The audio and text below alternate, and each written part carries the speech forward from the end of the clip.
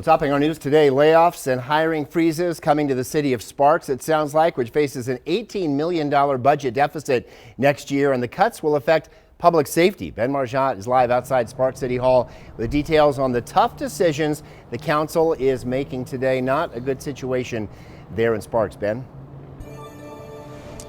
Not at all, Joe and Shelby. The city of Sparks prepared to make significant budget cuts in order to pass a balanced budget for next fiscal year. Coming in today, they were prepared to lay off 7 firefighter positions, but today they voted on, after considering a way to minimize those layoffs. There will still be a couple, but minimizing those layoffs, and it's going to come at the cost of residents' waste management bills. So I'll explain here. The good news, I guess, about this plan is that it will add 3 police officer positions back into the budget and avoid 2 firefighter layoffs. Still, though, the cuts are significant with this new plan. Both departments will have their total workforce cut by about 10%, and it is cuts across the board to every department. All departments seeing workforce reductions.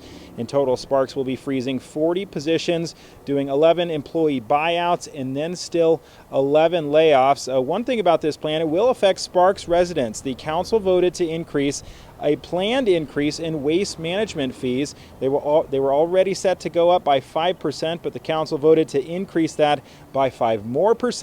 It means that on average, waste management customers will end up paying about $32 more per year. Before the vote, the council heard from one current firefighter and one firefighter recruit, both of whom urged the council to preserve fire department funding as much as possible. By letting even one of these recruits go will be devastating to our department and a disservice to the community and its resources. It's deeply concerning to see that the funding proposed is not to retain all the firefighter positions that we currently have, but instead to possibly add new positions to the police department. Just minutes ago, the vote to pass this new option, raising the waste management fees to preserve a couple positions, it did pass by a narrow 3-2 vote, with council members Anderson and Abbott voting against that plan. Live in Sparks, Ben Marjat, News 4 on your side. You know, Ben, real quick, we're hearing about more of these budget deficits with our local government agencies, but how did the city of Sparks get into this situation to begin with?